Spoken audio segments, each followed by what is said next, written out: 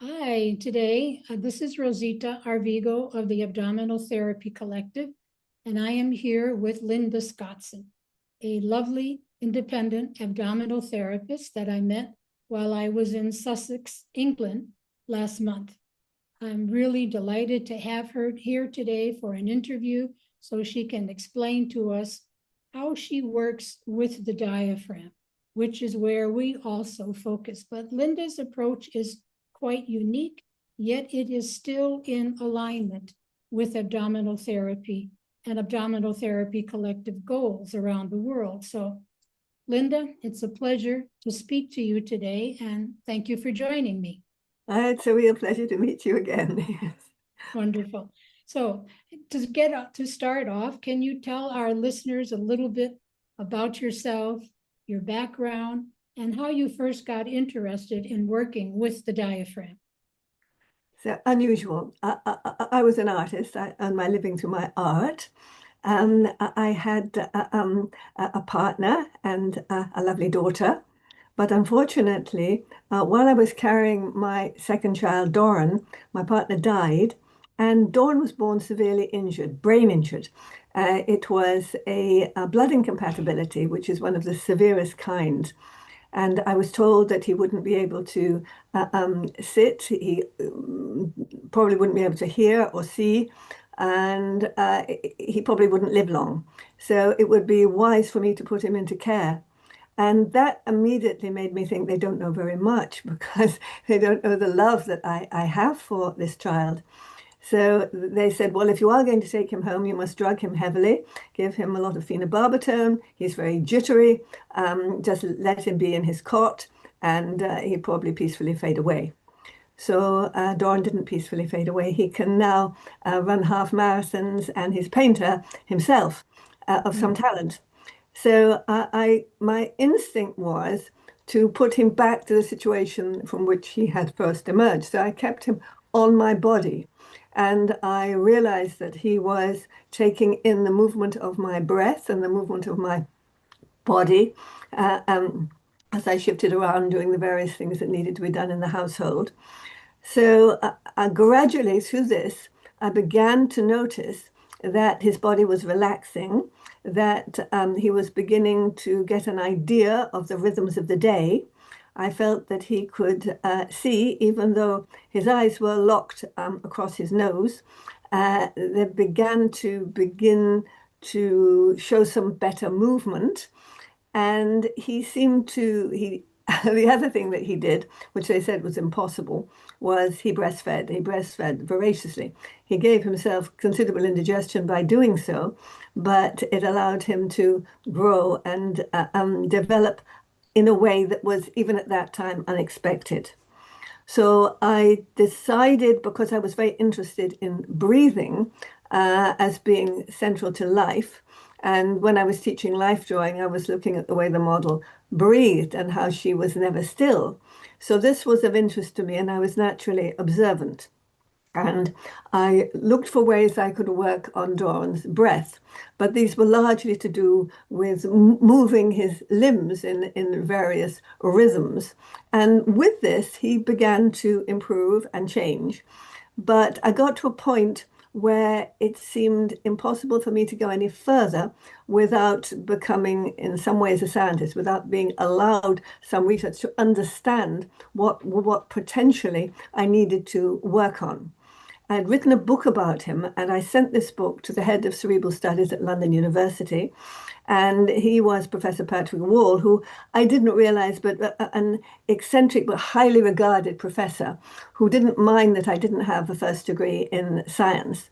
He was really interested when I was saying to him, look, I think looking at Doran's breathing pattern, which is irregular, and the shape of his chest, I think that the brain needs, more than anything else, oxygen nutrition, and so do the other organs. Maybe the out of balance that is creating the chronic condition lies not so much with the brain, but the fact that the brain can't be nourished appropriately. So instead of saying to me, oh, well, I mean, how do I take on that? And what he said, that's really interesting. I think you should do a PhD and I'll get you in. So this was after many discussions with him. And so I was put very wisely into the psychology department, where they look at the behaviors. The relationship between movement and breathing was something that was appreciated by them. And of course, it was in the 80s, long before the internet. So now I had the wealth of information from the science library. And I began to look at the breathing organs and quickly discovered that the main one I should be focusing on was the diaphragm. As time went on, I discovered that the diaphragm was, in fact, a multifunctional organ, which gave me even more incentive to realize that the spread of symptoms that Doran had could all be traced back, like all roads lead to Rome, in this case, the diaphragm. So gradually, I began to piece together an argument which became part of the body of my PhD thesis. And I also touched on the way in which oxygen itself, or external circumstances, external events, can trigger the switching on of genetic material. So I would talk about that later because it's quite complicated in some ways. But funnily enough, from all these complications, you get a very simple resolution that looks so obvious, you wondered why on earth you hadn't discovered it in the first place. So now I was in a position to begin to work out a therapy that I could apply to Doran. So this was a big step forward. And I began to look at the way the diaphragm develops prenatally. It's tiny little movements. And I began to realize from the papers that I read that, of course, the body is mainly fluid, and that fluids in the body are enormous information channels and nutritional channels, of course. So the development of the diaphragm in an infant, apparently this tiny, very flat organ, which is so central to every aspect of our being, begins fairly soon after birth to move up and down, to respond, to move up and down. And this is called fetal breathing. But if you have any drop of oxygen to the brain, it's going to interfere with fetal breathing, because fetal breathing takes quite a bit of oxygen itself, in fact, 30% of what is available. So if fetal breathing stops, it's possible, therefore, by diverting the oxygenated blood to the fetal brain, that the brain can recover. And that made me think that in many instances of people with various problems, their brain has recovered, but at the expense of a weakness, an inherent weakness in the diaphragm. So this was a fairly much an eye-opener in some ways, although in other ways, the ideas that I had, which arose from a pictorial, I kept seeing the inside of the body and how it worked, and what would be the knock-on effect, and how the whole body is a pulse in itself. So I decided that since it was these little movements were creating pressures within the body, and because the lungs are attached to the diaphragm, in fact, all the internal organs are attached to the diaphragm. So every little movement, even of the fetal diaphragm, was stretching the lung cells and operating on the internal organs, pushing them gently down into the pelvic basin. And then after birth, in fact, the diaphragm is very flat and the lung cells are very underdeveloped. So the baby has to get on and complete the job itself. And from my reading of the literature and my own observation, I realized that the baby is searching for pleasurable movements. And in fact, it's been cramped up inside its mother, the last little bit. Now it's out. It wants to refresh itself by moving. So little infants, little newborn infants, are performing many, many rhythmical patterns of movement. And they are repeating these movements in different ways. So remembering old ones and bringing on new ones. So when the baby is first born, it's oxygen limited because it has a weak, flat diaphragm. Its movements are going to develop its diaphragm, and its diaphragm is going to offer the respiratory oxygen support to allow the baby to make bolder, more interesting movements. So this is a wonderful synergesic positive loop that is occurring. And so I began to think, if I can copy those tiny little movements, those tiny little pressures, then perhaps something is going to affect the blood flow through the tiny blood vessels in the diaphragm. And maybe that's also what these pressures are doing on the structures in the body. So I began to do what I usually did, which was, having had an idea, go to the library, look to see if I could pull out anything that would substantiate this, then go back and go through it. And of course, I live out in Sussex in the country, to go up on the train, come back with this pile of papers. They were like, boxes of chocolates that I was opening, underline all the other papers that I thought might lead me further into through this adventure. And I found that I was correct. Yes, the pressures of breathing actually spin the blood through the blood vessels, which helps them to grow and branch and feed more blood vessels, feed the tissues of the diaphragm, allow the different muscle fibers in the diaphragm to develop, and of course, feed the nerves in the diaphragm so it would be better connected. So this was a lovely confirmation that working out these pressures would be a helpful thing to do. So I began to apply them to myself and to Doran, and I began to apply them in such a way that I was switching from being the applier, the therapist, to the recipient, and felt shifts within my own body. So having discovered this and looking at what I was doing with Doran, I began to see that if I moved my hands round the diaphragm, very carefully applying the pressures, and knowing more and more about the shape and structure of the diaphragm that Doran had, which I could see was still flat. It hadn't developed the dome, which is so important, because once the dome of the diaphragm is on its way to being developed, the baby can begin to utilize the diaphragm as the main postural muscle. So the diaphragm, as I began to explore further, is the main postural muscle, and through its gentle movements, it strengthens the ring of muscles around it.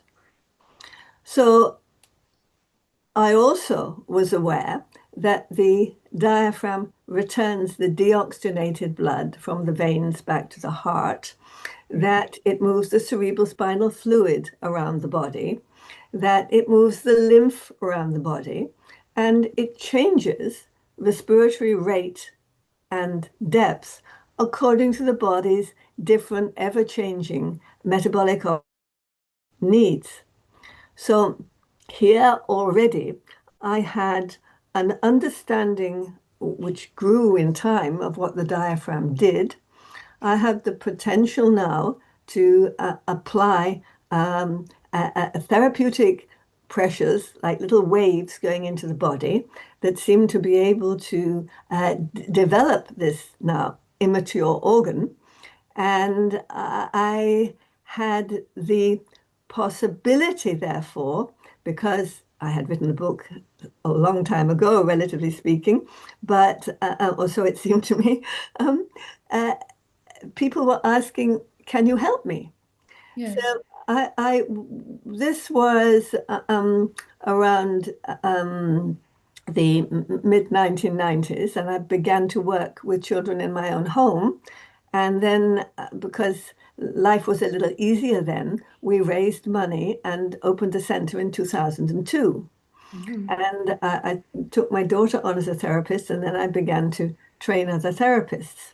So uh, essentially, what we were doing was looking at the children's rib cage, looking at the children's posture, and using my hands to demonstrate the obvious um, abnormal respiratory movements that these children were making. And there was a variety of them. They weren't all the same.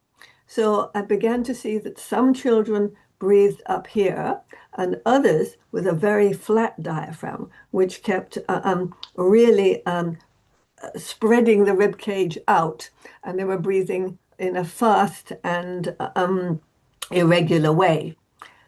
And then I was very fortunate because a neurologist friend of mine who was interested in electronics developed a,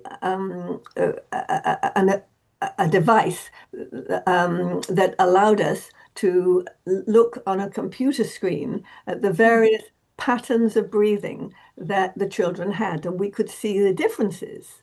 And And these children had neurological disorders. all the children had neurological disorders. Right. At this time, that's all that I was treating. Mhm. But gradually I began to see that one group of children had very distinctive upper chest breathing, emotional upper chest breathing, which connects to the limbic system. And another group, it seemed to me that the breathing was still in a sense, connecting with the motor cortex and the brainstem. But these children were gulping for breath, and it seemed all they could do with the life they had was to breathe.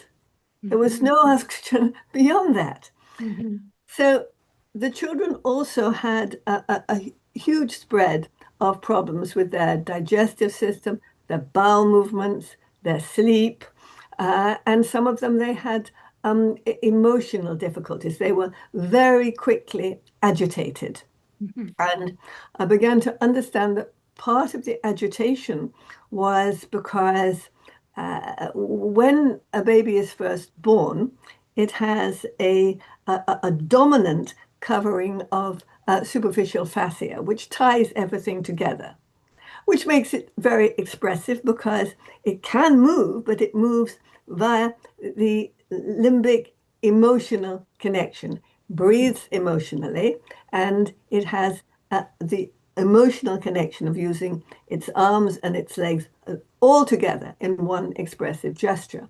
And of course, the reason why the baby's breathing could connect with the limbic system, although it was an exclusive diaphragm breather, is because in the infant, the diaphragm is placed quite high. It comes after 6 months, it really begins to come down. And that's again in order to open the pelvis so that the infant can begin to crawl more easily and get up to crawl on all fours. It it was all so logical. It just was so logical as it unfolded. And I Sounds was very so logical, surprised very that logical, yeah, a very nobody simple had concept. looked at it in this Yeah, way before. such a simple concept. Mm, Oxygen. yes, yes. Yes.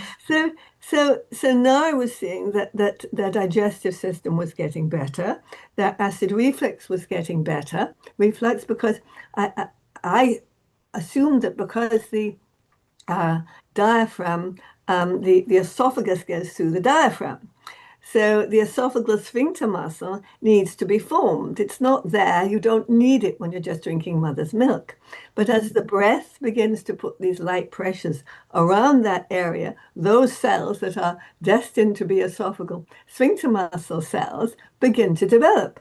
Mhm. So that was just so neat and nice as an explanation for how this unfolding of development, which still in clinical medicine, they still seem to imagine that it's all maturation, that there's just a black box in there, and which is what the prevailing opinion was when I started all Right. that long time ago. And I actually had quite an argument in my thesis about it. But by the time late 1990s had come, I could dispense with that because certainly psychologists all accepted this epigenesis, and not simply epigenesis from the fact that you're reacting to the outside world, but this is having an effect inside your body. Mm-hmm. So if you're stimulated to see something that interests you, and so you push up, and your pushing up affects your diaphragm, and your diaphragm affects your circulatory system, and the circulatory system switches on the relevant genes to make the next stage. And this, of course, then after 6 months, begins to have an impact on the baby's digestive system and on its GI tract. So again, you could see this beautiful synergy of sequences. But while I was working with all these children who were, on the whole, supposed all to be coming because they had motor problems, whether they had a diagnosis of developmental delay or whether their diagnosis was cerebral palsy. But some of the children who were coming to me with a diagnosis of cerebral palsy didn't seem to me to have cerebral palsy. They didn't breathe like the children with cerebral palsy. And gradually, as I worked on those children, they began to get a different diagnosis, which was just becoming popular, and this was autism. Oh, I see. So the first child that I treated with this problem, the parents were so concerned, they thought that they wouldn't be able to live with her. She was 2. And she, although technically she could walk, she didn't know how to organize her limbs. And I began to see this was because what was happening was she was a highly emotional breather, and her movements were all still connected to the onesie suit. So she couldn't therefore direct the blood supply to the joints in her body as a diaphragm breather would do. You know, when you're excited, you go, oh, yes, and you can't do things because you're using a different connection, even a different part of your brain. But when you calm down, you can then do the job connecting, one joint to the other. So again, it was fairly obvious that in our everyday lives, we have a lot of these experiences. And I began to translate them to the children to understand and continue to work on their breathing with my hands. And I also began to work a little on their joints in the same way. So I was following through what the diaphragm did. And we were seeing, because of course it's the diaphragm that, as you know, takes you down into sleep, switches you from the sympathetic nervous system to the parasympathetic nervous system. Oh, so this is why the children are all sleeping so much better. And then most brain growth takes place during dream sleep, during rapid eye movement sleep. So the children obviously weren't getting very much of this at all. And now it was becoming more available to them. All the parents were reporting better digestion, better sleep, body more relaxed, more ability to move in a more smooth and better organized manner, and of course much happier. That was what was really, really nice to see. Much happier. Yes, I'm sure that made the parents happy. And it made the parents very happy. But it also made the parents quite thoughtful, and they began to come to me and say, well, I have another family member, an adult, who has this problem or that problem that is similar, digestive problem, sleep problem. Can I try it with them? So I thought, well, that's logically what should be possible.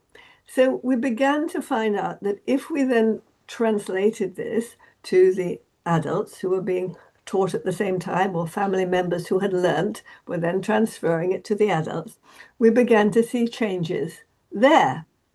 So this was a big step forward because now I was realizing that what I had discovered was a very simple way of improving the quality of life. Sometimes you didn't know what problem it was going to solve. It may solve the one that you had come for, but you found other problems were being solved at the same time. Right. And this Which, was all hands-on techniques. this was all hands-on, very, very, very gentle technique. Mhm.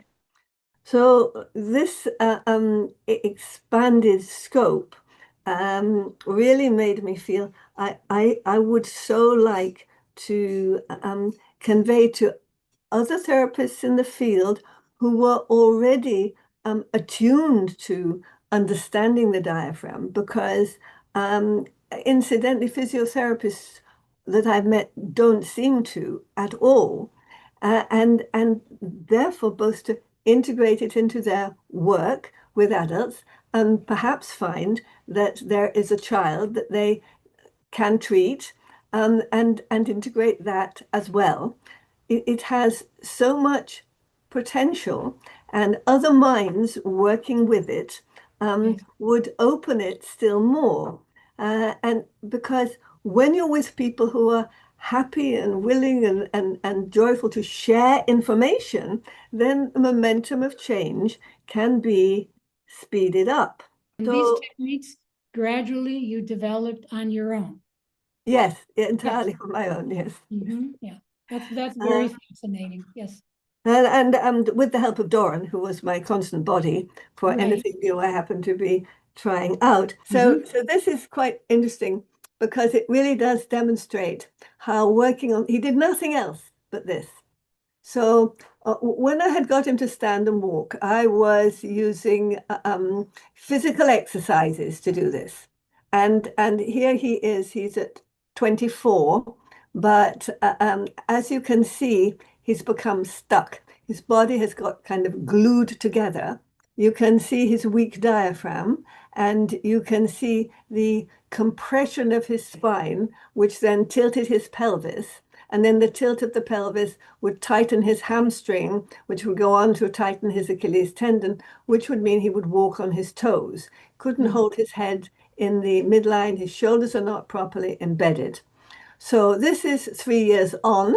And by this time, you can see there's an amazing change in him, that Hmm. he holds his head nicely in the midline. He's becoming a nose breather as opposed to a mouth breather. Of the next picture, um, uh, and here you can Yes. see him. Now he's grown a beard, as all good painters have to, and you can see that he's a painter and he sells his paintings, and we make cards out of them, and he sells those really quite extensively. So this is a lovely one, pre-beard, after a half marathon. So he's Hmm. got his medal. That's wonderful. So, Yes. so this was a child that I was told wouldn't live very long, and I would be wise to put him into care and forget him and let him gradually fade away. So you took it So, into your own hands. and, and he faded in the opposite direction. But what was so lovely was his body just grew. And because from being very compressed, the diaphragm kind of decompressed him. It's like you go down when you take the air out of a tin can. And as you do when you get older, if you don't exercise, everything falls down. But if you've got a reasonable diaphragm through exercise, you stay pumped up. Uh-huh. Yes. Because this was typical. Every single child you saw this difference in, right? So you can see again the shoulders are folded over. The connection between the arm and the wrist and the hand is very poor because the superficial muscles are still very dominant. You can't really find his fingers. And here, after 13 months, you see that he can sit up, supporting himself with his hands. His fingers are there, Mhm. acknowledged and useful. And this was just very, very beautiful because when I was working with parents, I knew it wasn't wishful thinking. I knew that even though they would say, "Is this possible?" that it would become possible. It takes time on a child with cerebral palsy. on children who are less badly affected, then the momentum of change appears faster. But you have to build an infrastructure, so it's really going at the same rate. It depends how much. It's another one, Paul. Yes, and here again we have an adult. He's well, a young adult. I think he was 18 when he came to us, and it was quite funny because the boys all love it because it gives them a good chest. I can see the difference. It's just so lovely. So you can see very much how narrow and tight his diaphragm was, and that he had to support himself with his fingers, and that his fingers weren't working so well either, and that his head didn't balance in the midline and is thrust forward. So this is an indication of a better diaphragm. Therefore, all the other advantages of a better diaphragm begin to fall into place. So this is after 20 months. So Yeah. how often were the treatments given? So I taught the parents to do it at home. All right. So Nice. it's a home therapy that I developed.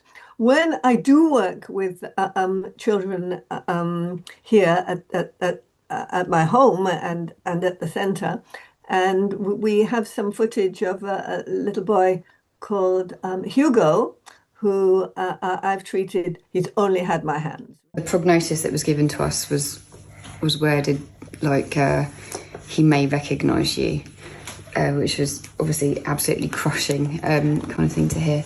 But he's just doing so well in comparison to that outlook, that bleak outlook that was given to us at the beginning. Hugo at 7 months, before he started the therapy, has spasticity throughout his body.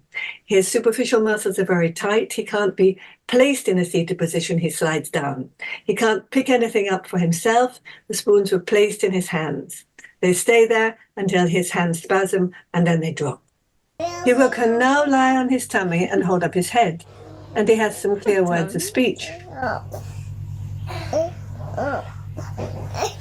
Although he's clearly frustrated. Hugo can now crawl the length of the room. His crawling is much more coordinated. His arms and his legs are beginning to work together in a bit of a cross pattern. But he still can't hold up his head well enough. So there's still work to be done. However, he's beginning to enjoy movement.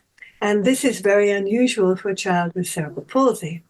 So we see him thinking about how to edge himself forward and taking pleasure in it. It's been 6 months since Hugo was given an obstacle to crawl over.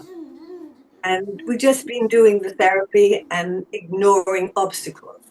I happen to have a rolled up yoga mat, and he fancied to crawl over it. So this was very interesting. So here we have the strength in his arms and his shoulders, and his ability to maintain his truncal weight, to go down on one knee and up on another knee, pulling it forwards. And for him, this is an adventure because he didn't realize he could do this until we set it up for him. And then once he'd done it once, he was intrigued to find out how much faster can I do it? How much more efficiently can I do it? And this is a child really enjoying movement in a way that children with cerebral palsy are usually really denied, because it's so painful and awkward for them to move. Right. Usually they stay in wheelchairs. Even the staircase.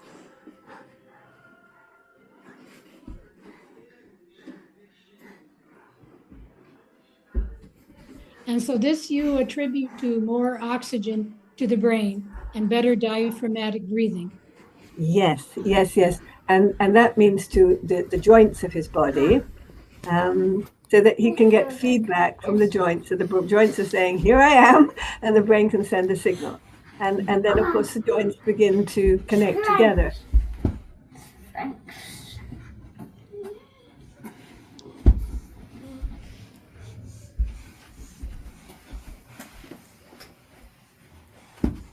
What's really also been the help to Hugo is he had no standing frame, no splints, no gaiters, no phenobarbital, nothing. And so that as soon as he could crawl, he crawled for pleasure about his own back.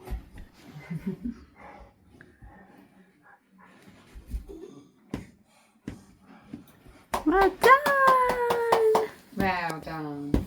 And now he's pulling himself up to standing. I said, oh, because I have in the little conservatory I use as a therapy room, the window ledges are quite low.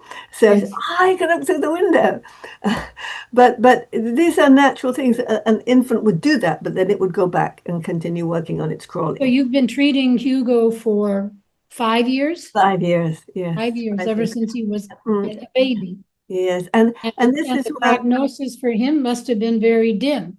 It was very, very, very dim indeed. And his mother was sort of really, she was almost paralyzed with the fear for Hugo. So this has been a great joy to her. And because at each stage, looking back, you think, oh, was that all he was doing? Because he's doing this now. It seems such an achievement at each stage. And because I could assure her, because I was convinced myself, if we do this, he will do that. Don't worry. So she was patient. And then, of course, it began to happen.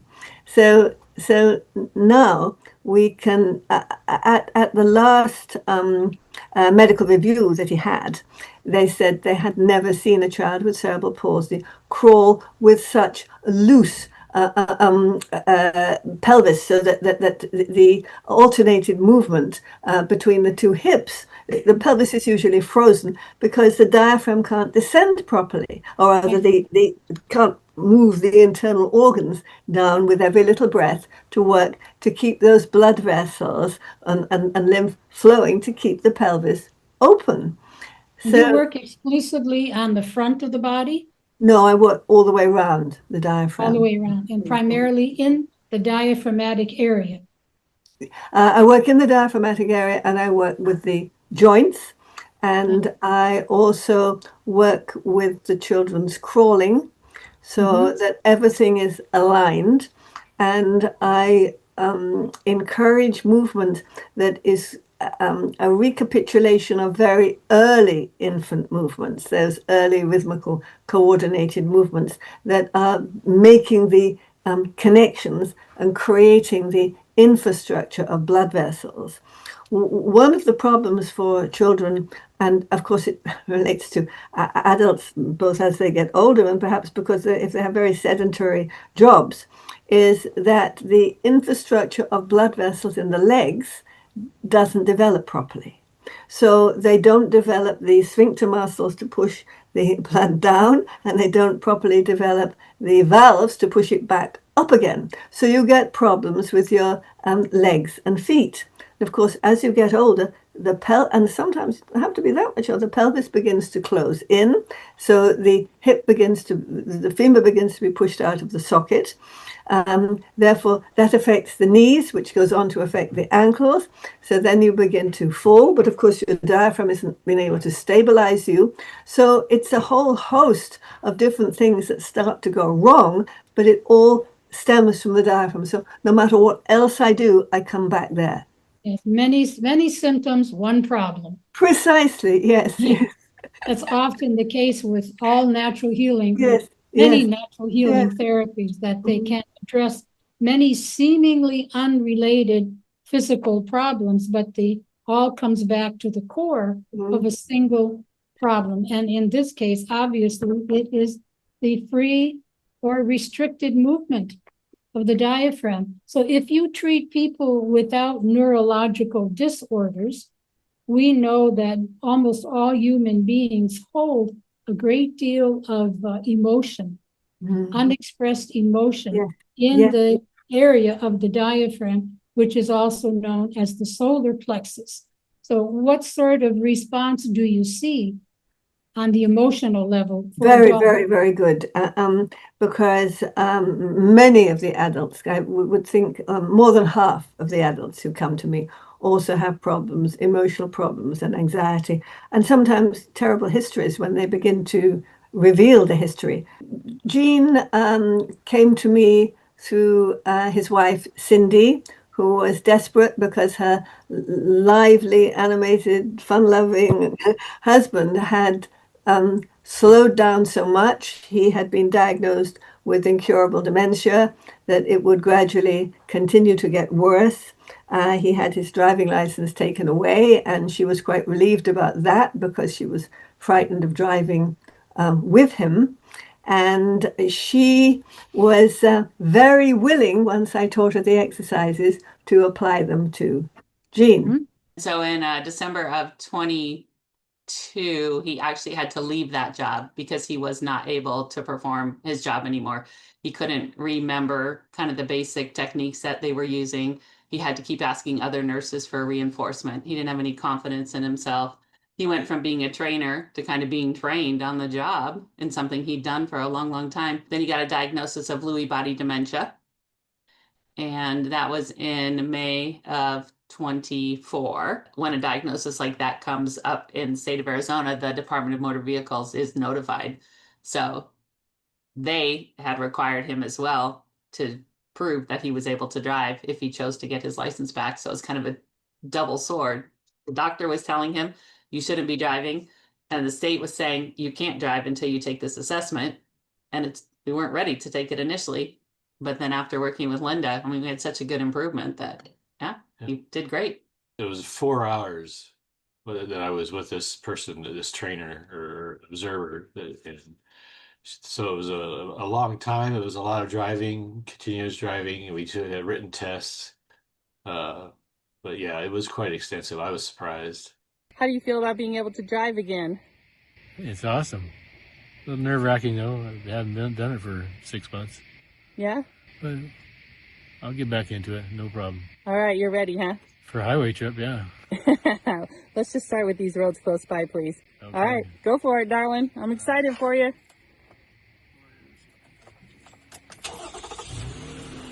Woohoo! Turned on, yeah. Seatbelts on.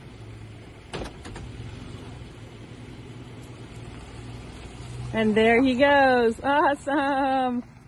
Very nice. And he's Making you continuing feel to get, so wonderful. and he's just getting better and better. And I mean, now his face is much more animated. He's in Arizona. You're in England. So Yeah. how did that work?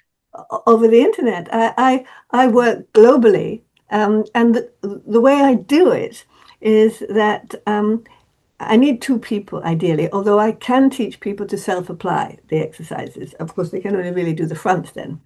But so one is the body and the other is the therapist. So I am there explaining the pressures and demonstrating the pressures, demonstrating them on scales, and then saying, well, that's all right on scales, but you're living as a living, breathing human body. So, and so the person who is the body, I explain what they will eventually feel, and that they are to give a critique, not go to sleep. But of course, as the deliverer gets better, all they want to do is go to sleep because it feels so lovely. And because it feels so positive and lovely, I know when it is right. And I know when they say, oh, it's all right. But then I can see very clearly the movement of the hand. And with that and the response from the body, and then they change around, of course. So that means if you're delivering it, you know what it's like to feel. You may think, oh, I'm doing what she says, but this is terribly light. And then when you receive it, you think, oh, my goodness, maybe light, but I'm getting all the, because of course, now the diaphragm is creating the other sensations. Because so your work is very light. Yes. Mm-hmm. And when we were first using the respiratory inductive plasmography device, which was the device that shows the differences between the upper chest and the diaphragmatic breathing. First of all, I would have the child lie with the straps on them, and we would look at the breathing pattern. Then, without taking the straps off after a couple of minutes, I would then apply the exercises, and you would see it immediately made a difference. So even when you were only just applying the exercises, it had a difference, which is why the people lying down say, oh, I can feel my breathing is getting deeper. I feel very relaxed. It's And really then they nice. tend to fall Yes, asleep. don't stop. Yeah. So you think that it is possible to train other people to Yes. do this therapy then? And when would that be your objective, your Oh, goal? it's a major goal of me. I mean, I'm 80 now, and I think I've done quite well because I apply the exercises to myself. Right.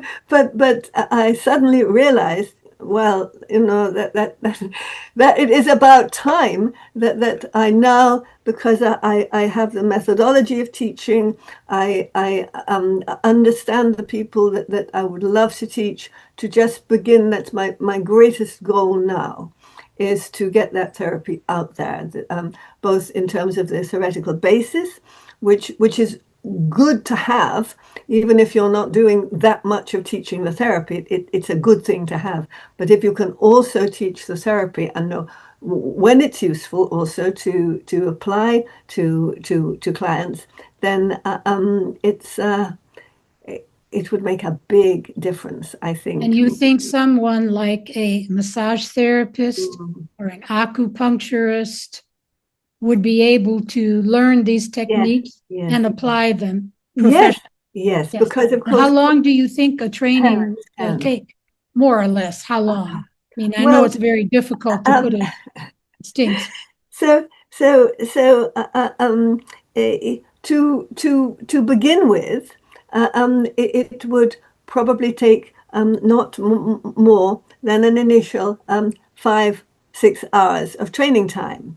Then they would obviously need to apply it, and then they would be coming back to me because with their various case histories, and then I could then move in some of the other aspects of the approach that I have developed, which work so well together. The reason why this is very helpful, although of course it is, we're talking about a child with cerebral palsy, is that it does demonstrate how all those different symptoms that people turn up with, like digestive systems and problems with digestion and sleep and emotionality and so on, they respond to this therapy. So when you're treating them, when someone has come in isolation, they're an adult, they only have a digestive problem apparently, or a sleep problem, though I often think that if you dig a bit deeper, you find that they do have some interrelated problems that are similar. So we just wanted to show you how much change in quite a short space of time, again, a child with cerebral palsy can make using this approach on this diversity of symptoms. And it is his father they came over from America to work with me for a couple of weeks. So this is his father talking. What he's doing kind of starts within him, and it starts very organically, and it sprouts outward from his core into his joints. And he's doing things now in a pattern that are more normalized for babies who are not affected by brain injury. So we're seeing that innate wisdom come out of him because we're giving him the right internal tools for the toolkit that babies experience naturally. And it's wild because I've heard Linda, as you know, I've heard her talk about this so much because it's the central thesis of all that she does. But until you really see it for yourself with your own child, it's purely academic. But when you actually see it, when you see it actualized in front of you and your own child, it's extraordinary. You know, the gains outwardly look very, very small. But already in that short period of time, I remarked to Linda just this morning. He's very clearly breathing more deeply, and he's doing so without thinking about it. So it's clear that his diaphragm has woken up just in that very short period of time. To some extent, he's breathing more deeply at night. His bowel movements have become more regular, so he's experiencing less discomfort. As a result of that, he's sleeping better.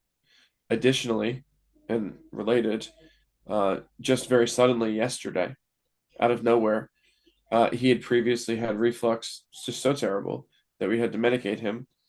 But yesterday and thus far today, I swear it, Ken, he's had zero reflux. Zero. He hasn't vomited once today, and he didn't vomit at all yesterday, which for him to go a day without vomiting is like a miracle. And of course, the esophagus and the lower esophageal sphincter goes straight through the diaphragm. So it makes logical sense that these things should be happening. We knew academically that these things would happen over time with progressive work, but I don't think we expected it to happen for him quite so quickly. And the last one is a banker who came to me with long COVID symptoms, so he said, and I began to trace these back to his breathing. He was quite surprised that I should suggest this, but he was a good chap, so he said he would have a go. And of course, he got a lovely result. So here's him talking about it. I developed long COVID. I wanted to come in for hyperbaric oxygen.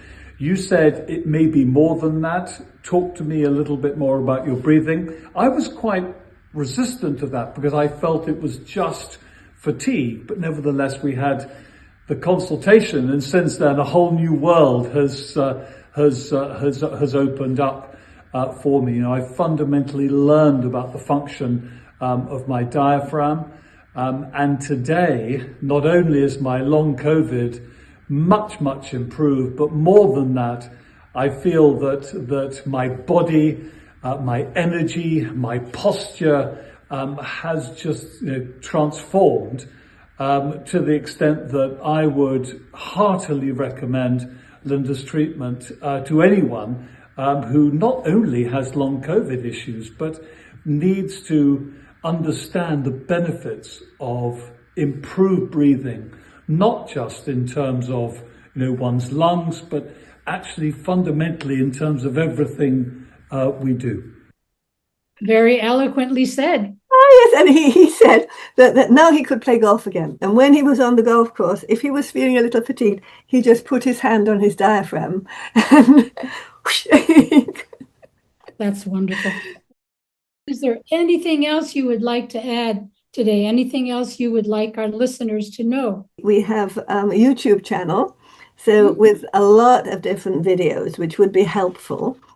I just want to say this has been an absolutely fascinating conversation, and I can hardly find the right words to congratulate you on such meaningful work that you developed on your own, somewhat like the abdominal therapy that I developed on based on the work of a Maya shaman. However, I did expand it quite a bit, so I can truly deeply appreciate what a wonderful feeling it must be for you to see these magnificent results on people who have had no other pathway to healing. So basically, I just want to congratulate you and say what an honor it is to have met you, to have been in your home. And right now, I feel I have such a deeper understanding about the body's inner landscape and how we can support this type of neurological healing.